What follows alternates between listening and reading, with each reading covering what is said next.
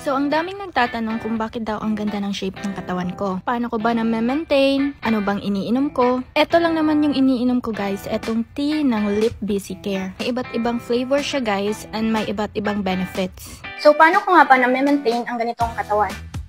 Ito lang ang secret dyan guys. So, ang kagandahan ng tea na to guys ay marami siyang benefits. Meron siyang antioxidant, nakaka-boost siya ng digestion, nakaka-help mag-focus. Araw-araw ko siyang iniinom guys kasi sobrang helpful niya talaga sa akin. Every time umiinom ako nito guys, nawawala talaga ang pagka-bloated ko.